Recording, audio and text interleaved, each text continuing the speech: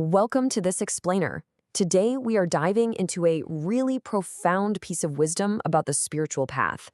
We're going to explore why the most meaningful progress we make is often found not in moments of peace, but actually in our deepest inner struggles.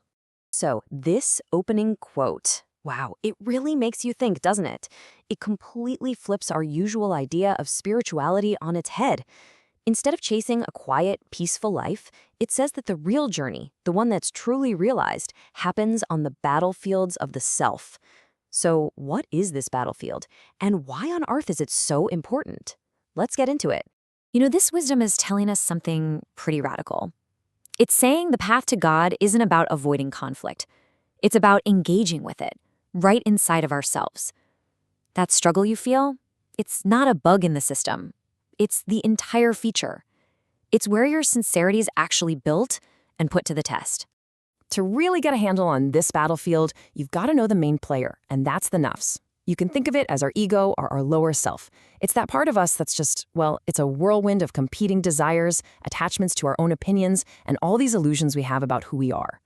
And here's the thing. The problem isn't having a self. We're human, right? The real spiritual work is becoming aware of how it's working. So you have to ask yourself, where do my stumbles come from? Is it from chasing some personal gain or a need to be admired? Maybe even that sneaky spiritual vanity where you kind of think you've figured it all out. Just knowing the source, that's the first huge step. And this is really the heart of it. That inner struggle, it's not some detour you should try to avoid. It's the proving ground. It's the friction that shows what you really want. Do you truly want God, or are you just chasing what your lower self wants? It is the ultimate test of sincerity. Okay, so if the whole battle is happening inside us, that brings up a really interesting question, right? How do you even measure progress? Well, the answer completely redefines what we think of as nearness to God. This is just extraordinary. Get this. What it's saying is that the journey to God isn't about moving through space. You don't travel to Him with your feet. You don't measure the distance in miles.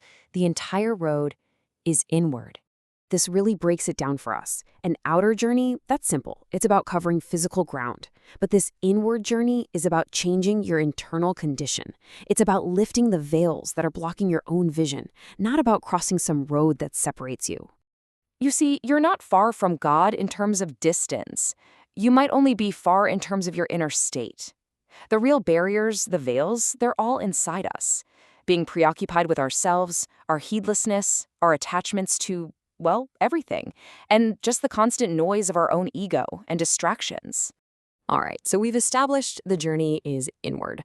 So, how do you see in the dark? How is this path actually lit up for us?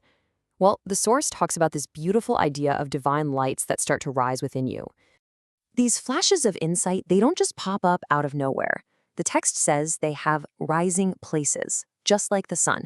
They first start to dawn in the heart, and then, as your journey gets deeper, they light up the very core of your being. Of course, this means you need a heart that's ready to receive them. And check this out. There are actually stages to this inner light. The light of traces is kind of like seeing a masterpiece painting and appreciating the incredible skill of the artist. But then, the light of attributes is like actually meeting the artist and beginning to understand their very nature. It's a huge shift from just seeing the signs of God to directly knowing the attributes of God. And this next part is, for me, maybe the most stunning insight in this whole teaching. We've talked about light, but what about the darkness? What about those times when the path just feels hard, confusing, and dry? Think about that for a second. It's a total paradox, right? We all chase that feeling of expansion, those bright, easy, spiritually sweet days.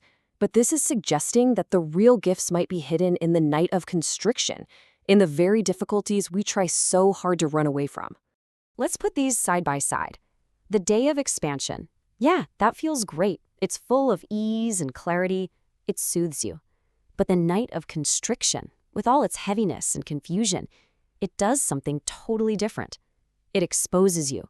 It shows you who you really are when all that spiritual sweetness is gone. So at the end of the day, constriction is like a crucible. It reveals what you're truly depending on. When those good feelings disappear, does your devotion disappear with them? It forces you to ask the most honest question there is. Do you worship God, or do you just worship good spiritual feelings?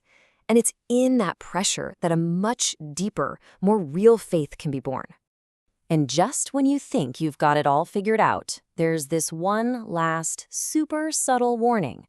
The journey isn't just about avoiding the obvious problems. Even the good stuff, those beautiful experiences, the divine lights, even they can become a trap if your heart just stops there, satisfied, instead of continuing toward the source of it all.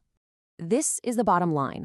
The goal is not the spiritual high. It's not the beautiful feeling or the deep insight. Those are just signs along the road. They're not the destination. The point is, and always will be, the one who gives you the state in the first place. Getting attached to anything short of him, even really good things, can become its own kind of veil. So this whole explainer kind of leaves us with a really challenging question to sit with. After everything we've looked at, what if the greatest lessons on your path are hidden not in the easy, bright moments, but in the moments of darkness? To close, we'll share a beautiful prayer from the text that really captures this entire inward journey. Oh God, help us in the battlefields of our own souls, and do not let them cut us off from you. Lift from our hearts the veils of heedlessness and selfish desire. Open for us lights that show us the path to you. And do not let us stop with any state, any sweetness, or any light short of you. Thank you for joining this explainer.